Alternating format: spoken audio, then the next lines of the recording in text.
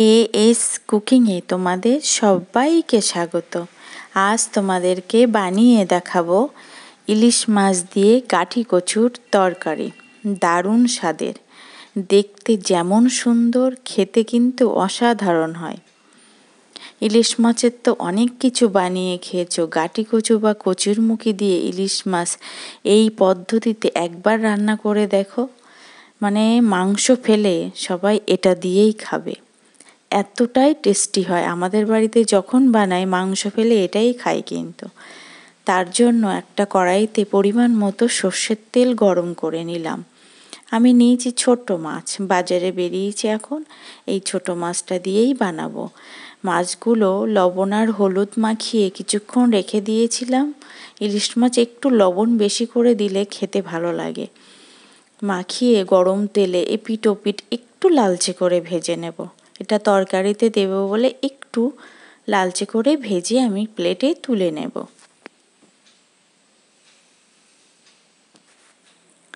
ভিডিওটা সম্পূর্ণ দেখার অনুরোধ রইল। ভালো লাগলে অবশ্যই লাইক আর বন্ধু বান্ধব সবার সাথে শেয়ার করবে, আর কমেন্ট করে জানাবে কেমন হলো, আর সাবস্ক্রাইব করে পাশে থাকার অনুরোধ রইল। মাছগুলো একটা প্লেটে তুলে নিলাম। এবার 5 থেকে 6 কোয়া রসুন থেতো করে দিলাম, দিয়ে রসুনটা বেশ লালচে করে একদম ভেজে নেব, যেন কাঁচা গন্ধ না থাকে।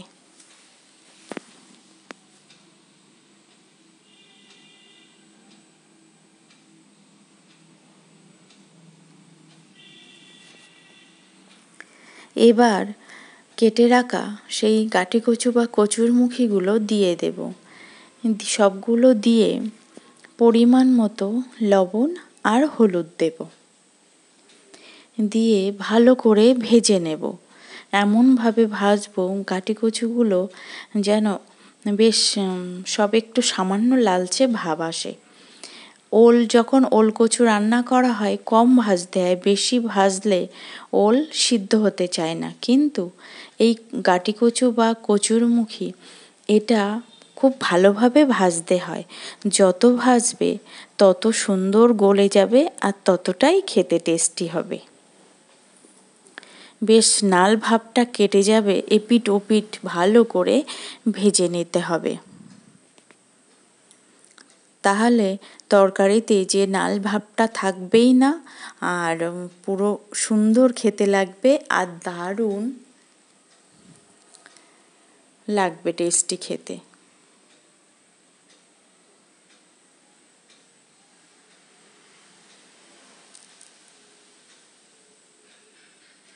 বেশ আমার এপিট ওপিট ভেজে নেওয়া হয়ে গেছে। পরিমাণ মতো গরম জল করে নিলাম। গরম জল অবশ্যই দেবে।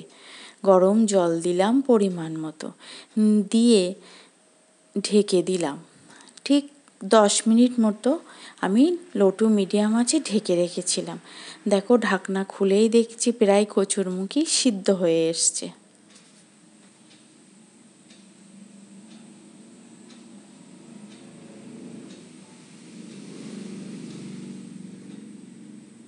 এবার দেব কটা কাঁচা লঙ্কা, চেরা কাঁচা লঙ্কা।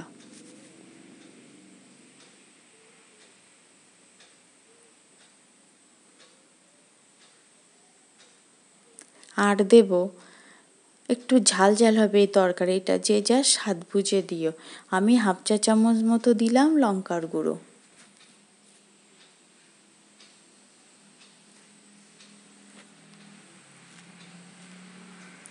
দিয়ে সুন্দর করে আমি মিশিয়ে নিলাম। দেখো কতটা গলে গেছে। হালকাভাবে নাড়তে হবে, বেশি নাড়লে না গলে যায়।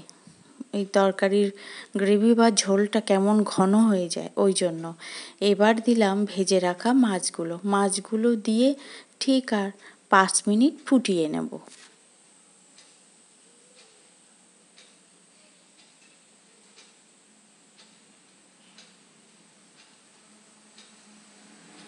ফুটিয়ে ভালো করে লবণ ঝাল চেখে নিয়ে কটা কাঁচা লঙ্কা ফাটিয়ে দিলাম।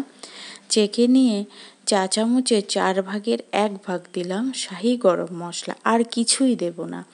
সব কিছু ভালো করে মিশিয়ে নিলাম, মিশিয়ে নিয়ে রেস্টে একটু রেখে দিলাম।